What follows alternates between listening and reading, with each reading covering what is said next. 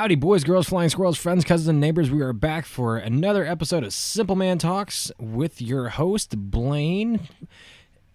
My last name's irrelevant at this point. If you've listened to the last three shows, this is the fourth episode. Yeah, it sure is the fourth episode. Welcome back all around. Today, you can probably guess what today's topic is going to be if you haven't been paying attention to any of our other shows' content that's been going on.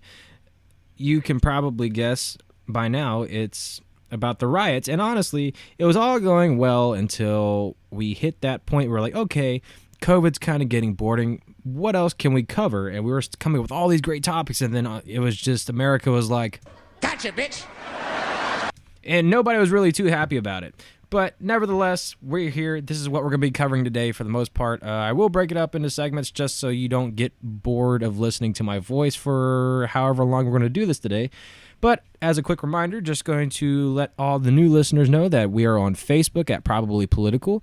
We're also on Spotify at Probably Political, or at Facebook and Instagram as well at Probably Political. If you want to follow us on the Twitter, you can follow us at Prob Political. And also, we are on Anchor at Probably Political. So go help us and support us on Anchor. If you are looking for new merch, Anchor is where you need to support us. And you can donate to us however much you want and help us achieve some merch or whatever else we're going to do. Because I'm not too sure yet, but Anchor is where we got started at.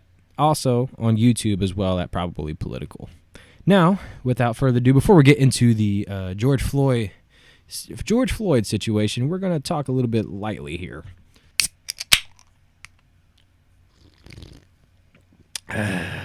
Okay, so with that segment being started, I'm gonna start implementing this segment a little bit just to start the shows off a little bit smoother, so we don't hop right into the topic right away and just bombard you with whatever is going on, and you've probably heard 100 times already. So we're gonna change it up a little bit. So what I've noticed over this past month, I'm gonna give you all fellas out there a little bit of dating advice. It's the way to the woman's heart. And the way to a woman's heart, whether she's sad, mad, happy, or hungry, hangry, or just has crackhead energy in general, is food. Yes, fellas, I promise you, it is food. If you want to get to a woman's heart, you have to buy her food, whether it be ice cream, Mexican food, queso. One of my favorite things to do for myself is go to the movies and buy movie popcorn, walk out of the movie theater and come back home and eat that like I just made it at the house. And lo and behold, I actually dated a girl who enjoyed that as well, mainly because I introduced her to it, but she enjoyed it was the point. So fellas, for today's loose or / light talk, my dating advice for you is, if you want to flatter your woman, buy her some food. And that's that. So I know everybody's just on edge, just waiting to hear about what I'm going to say about the riots and what I've found and what I find to be interesting, and actually got to be not in one, but I came across one in my hometown of Brenham, Texas. Lo and behold, in the boonies, the country, yes, the sticks. There was a peaceful protest in Brenham, Texas on Monday, June 1st. And I went out there and interviewed some people and got some thoughts and opinions. And we're going to cover those coming up in this next segment. And we're probably just going to do 2 segments today just for the fact that it's so much information and we'll just all merge it into one topic. So without further ado, I'll be right back with that and much more. Hey, everybody. Just want to give a quick shout out to those of you who like the beverage of unsweet tea. Your name is either A, Kayla Thompson, or B, you're interested in listening to a podcast called Kicking It Back with Kayla, or The Katie and Kayla Show. Both are great shows that are a part of this channel and also fueled by probablypolitical.com. Go check them out and many more. Now back to Simple Man Talks. Welcome back, everybody, to the second and the final segment of the show today. So we're going to hop right into it. So you can probably guess what I'm going to start talking about is the everything that has been going on lately with the George Floyd thing and the protests and everything going on. So I'm going to start off by saying that I do not agree with how the situation was handled. Now, George Floyd should not have been treated the way he did by that police officer. But by all means, he was still being arrested for something he did wrong. And he was being arrested due to resisting arrest. The first video, I don't know how many of y'all have actually seen the videos. The most viewed video out there right now is the one where the police officer is putting his leg on the back of his neck, and he can't breathe. But the other surveillance video that came out at that time showed him not wanting to get out of the car when being asked to get out of the car from one of the officers. Now that's how we got to the officer putting his knee down on the back of his neck. And honestly, this has been going on for as far as, longer than I've been on this earth. And it's not a color thing, in my opinion. What it is a power trip amongst certain people of authority. Not all people of authority have the same mindset. You have really good officers out there that are trying to do their best to serve you and their community in any way, shape, or form that they can to keep us safe and to keep the rules in line. Now, with that being said, there's also other ones that think that just because they are representing the law, that they can pin anything that they want on you because they have that badge and they know they have that power over you because you are supposed to abide to them. Now, with that being said, his cause of death showed that it was from a heart attack. And the first report that came out said that it was due to drugs in his system that caused him to do that and pre-existing causes. But, little known fact, the family actually hired their own person to run an autopsy, and they figured out that it was due to stress from the body. So obviously you can figure, I'm not an expert or anything, but I'm pretty sure if someone had their knee on the back of your neck, you wouldn't be too comfortable or able to breathe as well.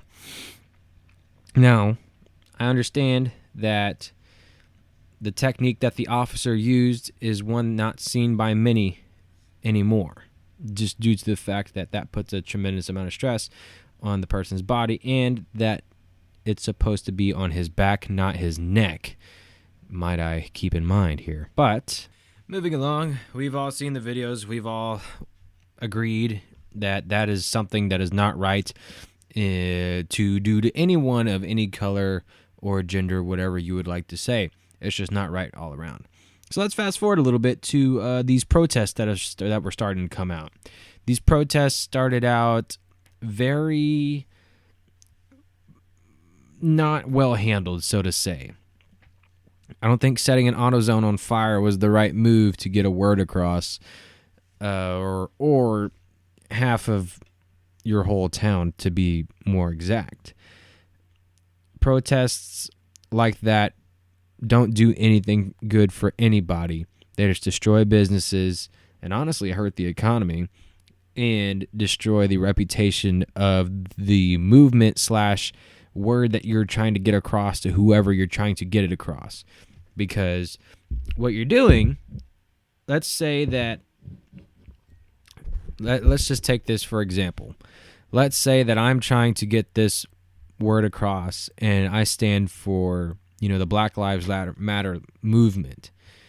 Okay, so on one hand, you have the violent protesters who are getting all of the mainstream action right now. On the other hand, you have the peaceful protesters who are still getting mainstream action, just not a whole lot.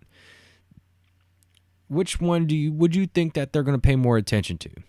Obviously, the violent, because it's something that's affecting the landscape around them and something that they should be well aware of. And to a person who doesn't know much about what's going on, they're like, man, the people with the Black Lives Matter movement are really violent. I don't think I would ever want anybody to support that.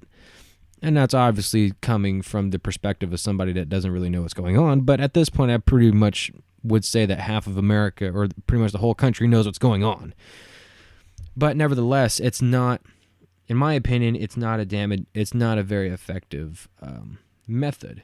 And these protests have been going on for a very, very long time. And most would say that George Floyd would be the straw that broke the camel's back. Now, actually, it has gotten to the point to where protests have came down to my hometown of Brenham, Texas.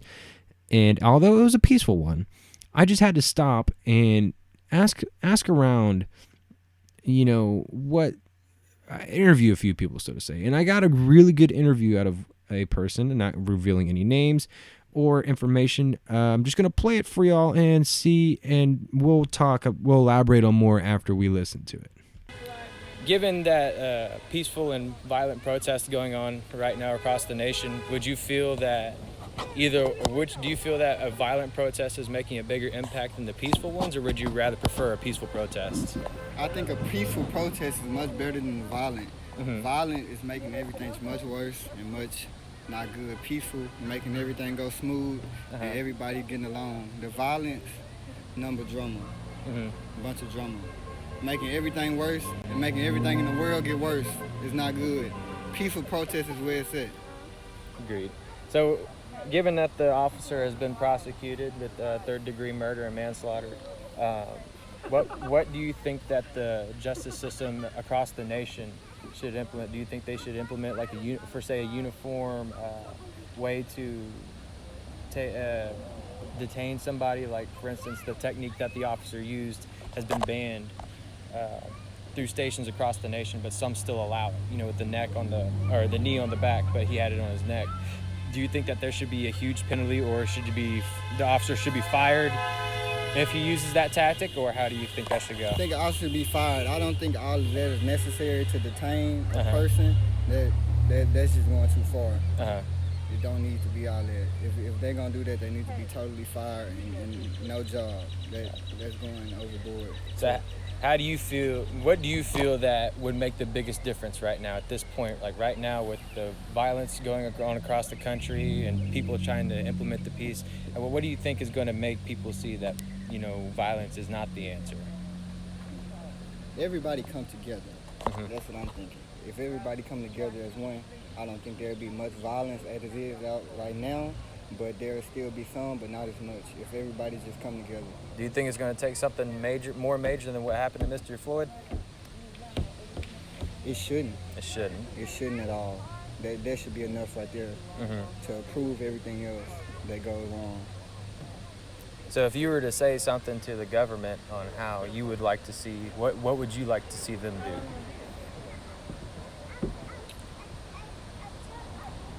Oh, man. Talk to the officers, change they whole routine, make them do something totally different. Because what they're doing, they're going overboard.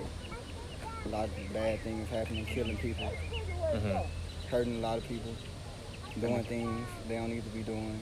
Yeah, I mean, because the numbers go across the board for every race there is, That's why I said if everybody come together, the violence would be much lower. So if everybody has a uniform understanding of what's actually going on, rather than just seeing it from a different tunnel of perspective, so to say, you think everybody would come together and then realize, like, okay, this is wrong all around, not just for one individual. Yes, I do think that.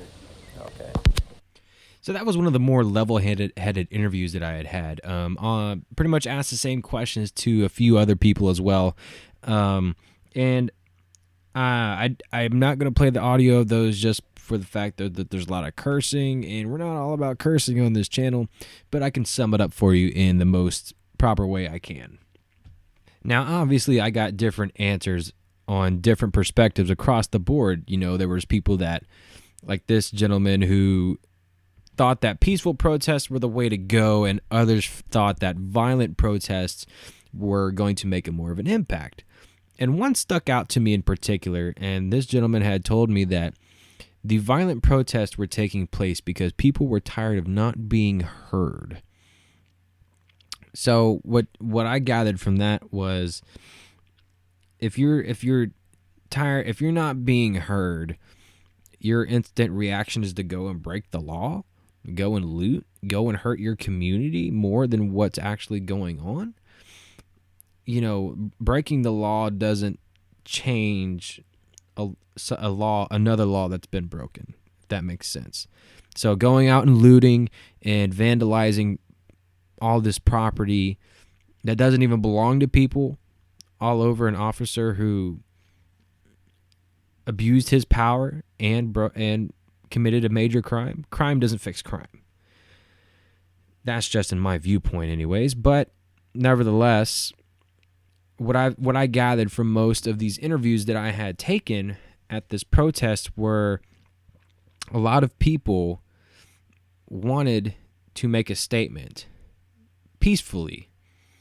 Now, when I asked about the violence, some of them seemed a little taken back and didn't really know how to answer that, because you could tell that they were there for a purpose, but really didn't know what to say about the violence.